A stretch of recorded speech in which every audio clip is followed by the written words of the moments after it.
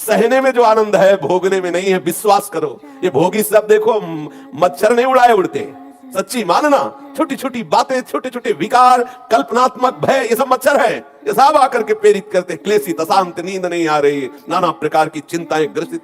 और आप अगर मधुकरी भी मांग के रूखी सूखी मिली खाए तो आराम से 6 की जगह 8 घंटे सो गए। क्या परेशानी? सहने से जो शीतलता मिलेगी, जो आनंद मिलेगा, जो अमृत मिलेगा, भोगने से नहीं मिलेगा, विश्वास कर लीजिए। और जिन लोगों के हृदय में ये धारणा बैठ गई है कि मैं तो गृहस्थ हूं, ये तो विरक्तों की बात कर रहे होंगे, सच्ची मानिए ये गृहस्थ विरक्त बाहरी मार्ग की बात है। आंतरिक हम सब एक पिता के बच्चे हैं। हम का एक ही आनंद प्राप्त करने का केवल भाव रखना है। हमारे अंदर ये भाव नहीं होना चाहिए कि हम गृहस्थ हैं और भोग भोगे, हमारे लिए तो छूट है, पास दे दिया भगवान ने। ये बेचारे अभागी हैं बाबा जी लोग। हाँ, हम तो बड़े भाग्यशाली, हमें पास मिल गया कि भोगो परम पद में आरूढ़ हो जाओ। जिसे भ्रम बैठ गया हो तो स्वयं श्री भगवान के मुख के वचन है। स्वयं भगवान श्री कृष्णचंद्र जी कह रहे हैं, कुटुंबे सुन सज्जेत न प्रमादेत कुटुंब्यपि विपश्चिन्न स्वरम पश्येत दृष्टुमपि दृष्टवत्। हे प्रिय उद्धव, ये जो गृहस्थ में है पुरुष, कुटुंब के भरण पोषण में लगे हुए हैं, इनको चाहिए कि ये अपने परिवार में आसक्त ना हो। भगवान आदेश कर रहे हैं, जगत गुरु हैं, हम सबके स्वामी हैं।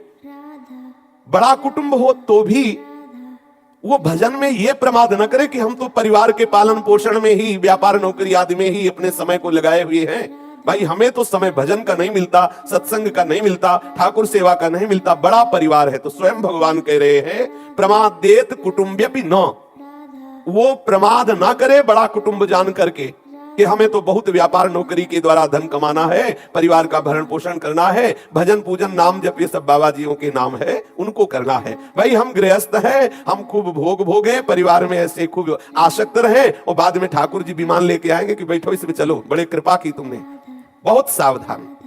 आपको लग सकता है कि हम गृहस्थी में हैं, इतना सब करते हैं, भजन कैसे हो सकता है? आप अभ्यास करें, अभ्यास से सब हो सकता है। जब एक चक्रवर्ती सम्राट महाराज अम्बरीश संपूर्ण राज्य का पालन करते हुए भजन कर सकते हैं, तो ये हमारे प्रभु ही हमें ऐसे आचरण करके दिखा रहे, वो भगवत स्वरूप है।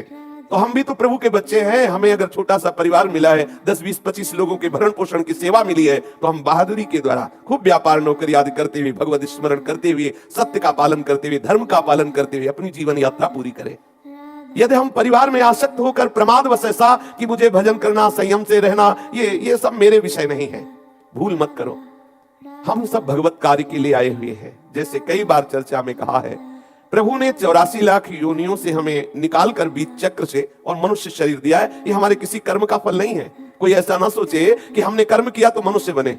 सुअर, कुत्ता, गधा, चिड़ै, चुनगुन बन के कौन सा कर्म किया भाई जिससे मनुष्य बनते? ये तो केवल कृपा सिंधु की अहेतुकी कृपा से मनुष्य जन्म मिला। चूको मत, बहुत विचित्र संसार है, इतने भयानक भयानक कष्ट है जीवों को, पूछो मत।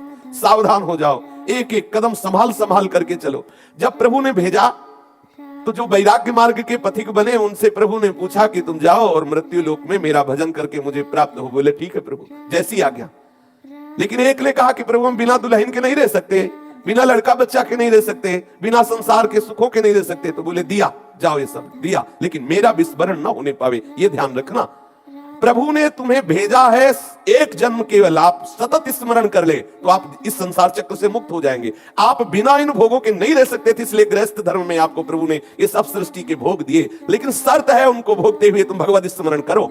इनको था कि तुम वैराग्य से युक्त होकर सदाकार वृत्ति के द्वारा भगवत स्मरण करते हुए अपना कार्य पूरा करो। कार्य दोनों को एक ही है, भजन करते हुए जीवन व्यतीत करना। ये वैराग्य प्रधान है और वो राग युक्त दिखाई देते हैं, लेकिन अंदर से उनका भी चिंतन निरंतर भगवत स्वरूप का हो, तब दोनों भगवत प्राप्त हो जाएंगे। जैसे यहाँ भारत सरकार का आदमी कहीं बाहर भेजा जाए, वो कह दे कि हमें वहां बंगला चाहिए, गाड़ी चाहिए, लड़का लड़की चाहिए, ब्याह, ये सब पास कर दिया, जाओ इतने वर्ष तक विदेश में रहकर हमारे देश का काम करके वापस आ जाओ। अब वहां वो गया और खूब बच्चों को पढ़ाना लिखाना और ऐसा इसी में पूरा समय व्यतीत किया, और जब लौट के आया पूछा प्रधान कार्य किया जिसके लिए तुम्हें सुविधाएं दी? बोले नहीं, वो तो बच्चे का ब्याह, पढ़ाना लिखाना सब इसमें समय गया, तो वो दंड का अधिकारी होगा। क्योंकि तुम्हें सारी सुविधा मिली थी राजकीय कार्य करने के लिए, राजकीय कार्य को विस्मरण कर लिया तो फिर उसका परिणाम तुम्हें भुगतना पड़ेगा। ऐसे ही हम आए हुए हैं साधन धाम मोक्ष कर द्वारा, पाए न जे परलोक सभारा, सो परत्र दुख पावई, ये दंड है। सो परत्र दुख पावई, सिर धुनि धुनि पछताए, काले कर्म ही ईश्वर ही मिथ्या दोष लगाए। बड़ा कुटुंब हो तो भी भजन में प्रमाद न करे, प्रभु ऐसा आदेश कर रहे हैं। बुद्धिमान पुरुष को ये बात समझ लेनी चाहिए कि इस लोक की जितनी वस्तुएं हैं सब दिखावटी हैं। जैसे एक जादूगर आता है, गांव में देखा है ऐसा, जब स्कूल जाते थे तब देखा, गांव में एक आया, वो एक टोकरी से लिए हुए था, पूरे डमरू बजाया, गांव के सब लोग एकत्रित हुए और सबसे पूछता तुम्हें क्या चाहिए, तो बोले हमें अमुक वस्तु चाहिए। उसी पहले टोकरी सबको दिखा दी, कुछ नहीं, फिर जो सब टोकरी से निकालता रहे सब रख दिया। एक व्यक्ति उसमें से एक नारियल का फल जो है खाने की चीज, उसका खाना नहीं, छूना नहीं, केवल देख सकते हो, छुए तो जादू का है। तो इस सृष्टि को इंद्रजाल कहा गया है, माया के द्वारा रचित। सबसे बड़ा जादूगर श्री हरि अपने जादू के द्वारा ये विस्तार किए हुए है। छूना नहीं कुछ, अंदर से कहीं राग मत कर लेना किसी वस्तु में, तो सच्चिदानंद रस का अनुभव प्राप्त कर लोगे। अगर छुओगे तो पेट भरेगा नहीं, क्योंकि जादू की वस्तु है, तृप्ति होगी नहीं, आज तक नहीं हुई। खूब भोगते हुए जीवन केवल भ्रमात्मक लग रहा है, खाते चले जा रहे, इतना जीवन हो गया, भोगते चले जा रहे, आज तक तृप्ति नहीं। क्यों? क्योंकि सब झूठी वस्तुएं हैं, सब नाशवान वस्तुएं हैं, सब माइक वस्तुएं हैं। और समझे न समझे, लेकिन आप तो परमार्थ के लिए चयन किए गए हो, चाहे गृहस्थ हो चाहे विरक्त हो, दोनों प्रभु के शरणागत हो। आपका तो लक्ष्य दृढ़ होना ही चाहिए। प्रभु स्वयं कह रहे, जितनी इस लोक में वस्तुएं आप देख रहे हो वो सब झूठी है, सब माया के द्वारा रचित है, स्वप्न के समान है। उमा कहूं मैं अनुभव अपना, सतहरि भजन जगत सब सपना। ऐसे ही अन्य लोगों की जो भोग वस्तुएं हैं वो भी थोड़ा दिव्य है, दिखाई देती है, पर है वो भी स्वाप्निक, वो थोड़ा अच्छे स्वप्न है। ये मलिन माया के द्वारा रचे हुए तिनके से लेकर ब्रह्मलोक तक ये सब माइक है, ऐसा मन में बैठा लो। और यही सत्य है, स्वयं जगत गुरु भगवान कह रहे हैं, पुत्र दाराप्त बंधु नाम संगमः पांथ संगमः अनुदेहं वियन्ते ते स्वप्नो निद्रानुगो यथा। पुत्रदाराप्त बंधूनां संगमः पांथ संगमः अनुदेहं वियन्त्येते स्वप्नो निद्रानुगो यथा। भगवान श्री कृष्ण चंद्र जी कह रहे हैं, उद्धव ये जो पत्नी पुत्र भाई बंधु और अपने बुजुर्गजन ये जितने भी हैं, इनका जो मिलना है ये सब ठीक ऐसे है जैसे कोई बटोही रास्ता में चलता है और प्यास लगी तो जब पौशाला में जाता है तो बहुत लोग मिल जाते हैं, पानी पिया चल दिया। जैसे स्टेशन में गए तो देखा बहुत से यात्री हैं, वो विलंब से आनी है गाड़ी तो बैठकर बातचीत करते हैं, चाय पीते हैं, हंसते। जब गाड़ी आ गई तो अपनी अपनी टिकट के अनुसार हम चल देते हैं। ठीक जैसे पौशाले का मिलन, जैसे स्टेशन का मिलन, जैसे मेला में मिलन, बिल्कुल ठीक ऐसे ही परिवारजनों का मिलन है। स्वयं प्रभु कह रहे, इस बात पर विश्वास करो, मनन करो। ये हमारा जो शरीर संबंध का जाल फैला हुआ है, सुत बनिता आदि जान स्वार्थ रत ना करुणे सभी से, तात मात सुत दार देह में मति अरुझय मति मंदा, हित किशोर को है चकोर तू लखी वृंदावन चंदा। जैसे स्वप्नों नींद टूटने तक ही रहता है, वैसे ही जितनी मिलन जुलन वाली संबंधी हैं, वृत्तियां हैं, ये बस जब तक श्वास चल रही तब तक, इसके बाद श्वास छूटी कोई तुम्हारा नहीं। जैसे स्वप्न है, नींद में हो तो सब व्यापार दिखाई दे रहा, जगे तो केवल आप थे। ऐसे ही जब यहां से जाओगे तो हंसा अकेला उड़ा। जिंदगी में लाखों का मेला जुड़ा, हंसा जब जब उड़ा तो अकेला उड़ा। ये बैठा लो हृदय में। आप अभी अगर शरीर छोड़ने का समय आए तो सिर्फ आप अकेले होंगे। आपने जो जो कर्म किए हैं, जो जो आपने राग द्वेषात्मक संस्कार बैठा ले, उन्हीं के अनुसार आपकी गति होगी। बड़ा दुर्लभ मनुष्य शरीर दिया और आपने भगवत प्राप्ति का उपाय नहीं किया तो बहुत बड़ी हानि की बात हो गई। इत्थम परिमृशन मुक्तो गृहे स्वतिथिवद वसन, न गृहेरनुबध्येत निर्ममो निरहंकृतः।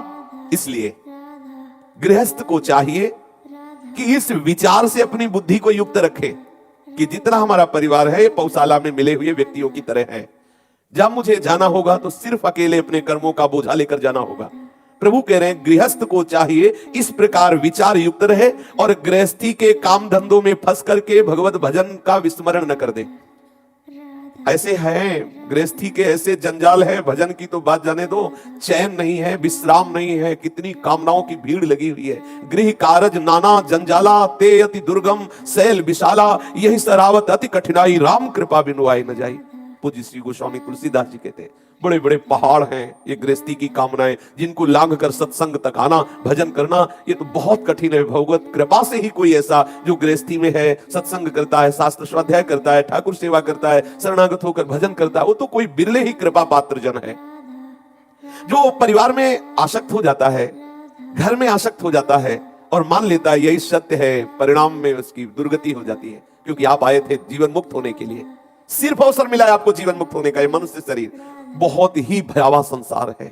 छोटे छोटे जीवों के साथ कैसा अत्याचार हो रहा है, लोग अपनी रसेंद्री को तृप्ति करने के लिए कैसे कैसे, वो पूछो, बहुत संसार विचित्र है, बहुत विचित्र है। बचो, तुम्हें जो मनुष्य शरीर मिला इसे मुक्त होने के लिए मिला है। कहीं हम चूक ना कर बैठे, परिवार में आसक्त होकर, घर में आसक्त होकर, अपने को ये मानकर हम तो गृहस्थ हैं, हमारा यही धर्म केवल है। तुम न गृहस्थ हो न विरक्त हो, तुम भगवान के अंश हो।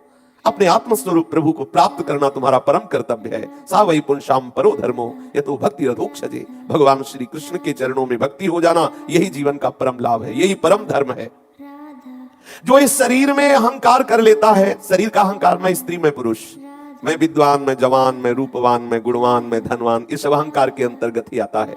और जो घर में आसक्त होकर ममता कर लेता है, ये मेरा मकान, ये मेरी दुकान, ये व्यापार, ऐसा, वो इस फंदे में ऐसा फंस जाता है कि फिर उसे धाम जाना है, सत्संग करना है, नाम जप करना है, भगवत भजन करके जीवन मुक्त होना, ये सब उसके लिए बेकार की बातें लगती हैं। अरे कौन, ये तो जिन निठल्ले जिनके कोई काम नहीं बाबा जियों को, वो करे, हमारे पास तो बहुत काम है, बेटी दमाद लड़का बहू परिवार। ये जाल है माया का। अपने वास्तविक कर्तव्य की तरफ दृष्टि यदि नहीं रखी तो ये सब व्यर्थ हो गया।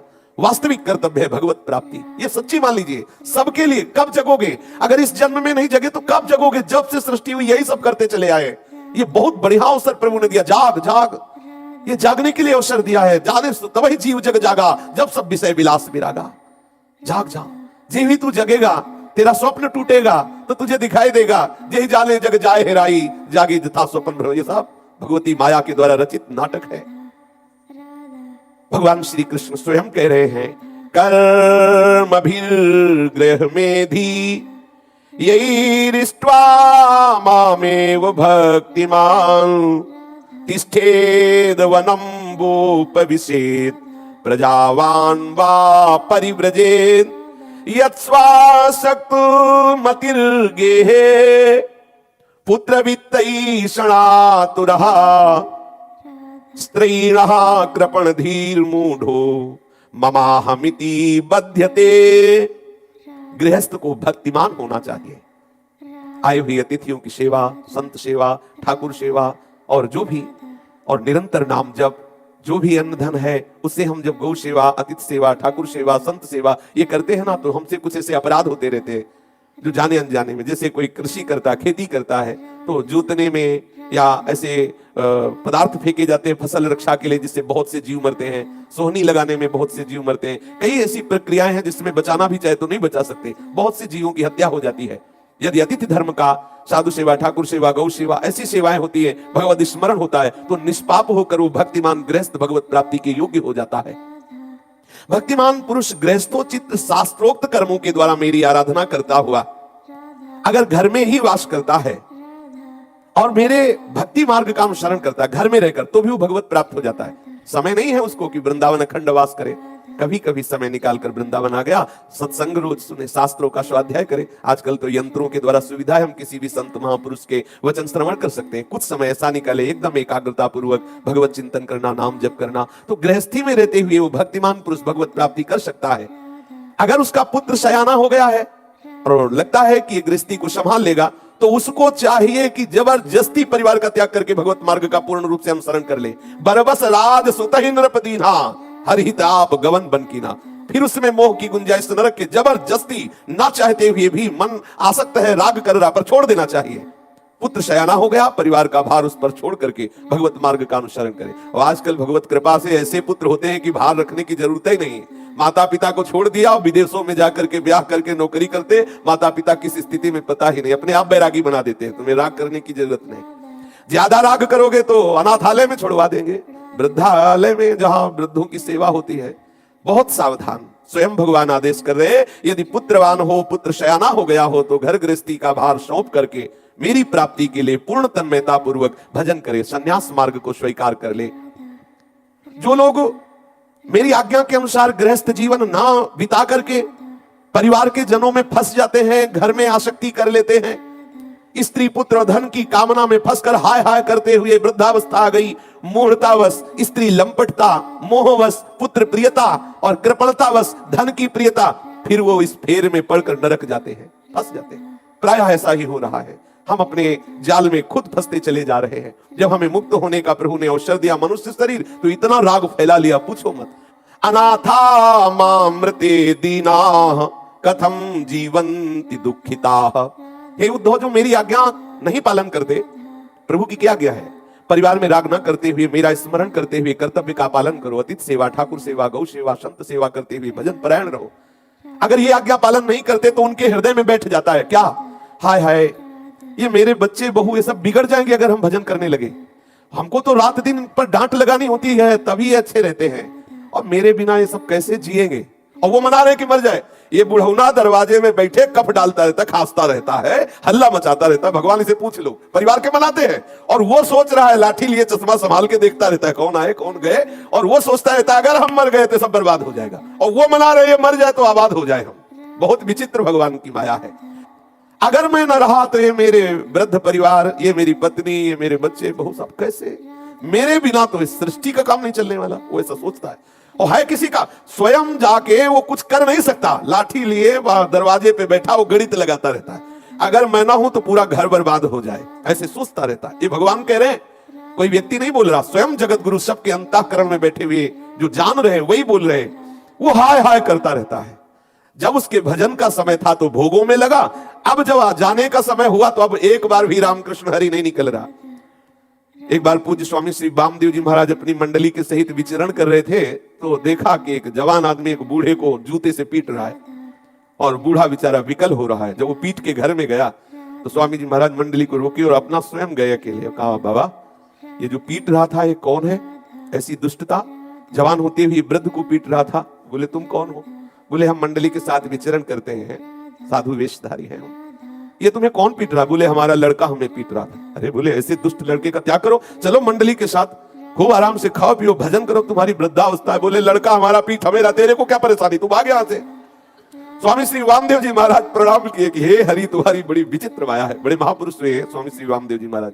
बोले बड़ी विचित्र, स्पष्ट आज्ञा कर रहे हैं मंडली में रहो, अब बुढ़ापा आ गया, देखो लड़का पीट रहा है, काहे को ऐसे दुष्ट स्वभाव वाले लड़के के पास रहोगे? डांट दिया। यह है भगवान की विचित्र माया। स्वयं भगवान अहोमी पितरो वृद्धो भार्या बालात्मजात्मजाहा अनाथा मामृते दीना कथम जीवंति दुखिता। मेरे बिना ये बेचारे कैसे जिएंगे? सबके बेटा देख लो, यदि भगवत चरणों का आश्रय नहीं है तो यही दिमाग में बैठा है कि अब अगर मैं कहीं हटा तो पूरी सृष्टि गिर जाएगी, मेरे से ही है। एक मार्ग में कुत्ता आगे आगे जा रहा था, पीछे से लदी हुई गाड़ी जा रही थी सामान की, तो पीछे गाड़ी को देखता तो गाड़ी आ रही थी, सोचा मेरे ही आकर्षण से गाड़ी आ रही। थोड़ी देर चला, वो बड़े गर्व में था कि जैसे मैं चल रहा हूं वैसे ही गाड़ी चले, फिर सोचा देखे हटकर, और जो ही हटा तो गाड़ी निकल गई। उसने सोचा मेरा भ्रम था, बिल्कुल वही भ्रम हमें है, अभी मर जाओ तो कुछ बिगड़ने वाला नहीं, वैसे ही सृष्टि चलेगी, और ऐसा ही हो रहा है। लेकिन ये भ्रम है कि मेरे द्वारा ही ये परिवार पोषित है, इनका जीवन मेरे न रहने पर व्यर्थ हो जाएगा, ऐसी वो चिंता से ग्रसित रहता है। जो इस प्रकार घर गृहस्थी के बंधन से बंधा हुआ है, जिसने कभी प्रभु का भजन नहीं किया, वो विक्षिप्त चित्त, गृहस्थासक्त, मूढ़ बुद्धि, विषय भोगी कहां जाता है? बोले वो घोर तम में नरकों को प्राप्त होता है। जो ये दलीलें देते हैं मैं गृहस्थ हूं, मेरा भजन से कोई मतलब नहीं, बस कमाओ खाओ भोगो और भगवान खूब प्रसन्न हो जाएंगे इससे, नहीं, आप अपने कर्तव्य का पालन भगवत स्मरण करते हुए करिए। भगवान अर्जुन जी को आदेश करते हैं, मां मनुस्मर युद्ध से, मेरा स्मरण करते रहो।